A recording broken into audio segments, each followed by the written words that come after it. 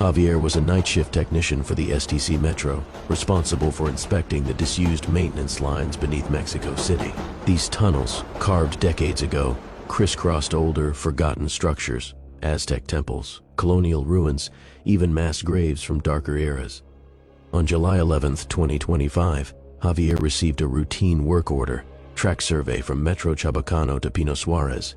His supervisor told him a special maintenance convoy, an old refurbished train Series 68, was ready for a solo ride through the lower tunnels, but something was off.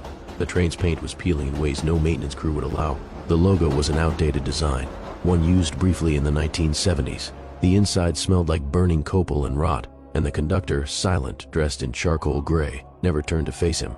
Javier boarded anyway. He remembers the lights flickering as the train moved. The deeper it went, the more the station stopped resembling anything modern. Names flashed on signs that weren't in Spanish. Tlatelolco, Tezcatlipoca, Huahuacoyotl.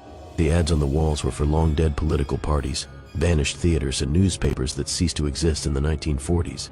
He looked at his reflection in the train window. It aged, rotted, and smiled back at him. Time bent in that place. He saw shadows of himself walking past in Aztec garb, or in a 1930s Metro uniform, or dressed like a 1985 rescue worker. Every time the train stopped, another version of the city greeted him, some in ruins, others eerily pristine, with no people, no sound. One station was covered in vines and the ceiling had broken open to a red, starless sky. The final stop was in utter darkness. A hand, not human, gripped his shoulder. It whispered, "You weren't supposed to see this." Then he woke up, vomiting black liquid, inside the restroom at Pino Suarez. They found Javier in the restroom of Metro Pino Suarez, huddled against the tiles, mumbling in Nahuatl and crying blood.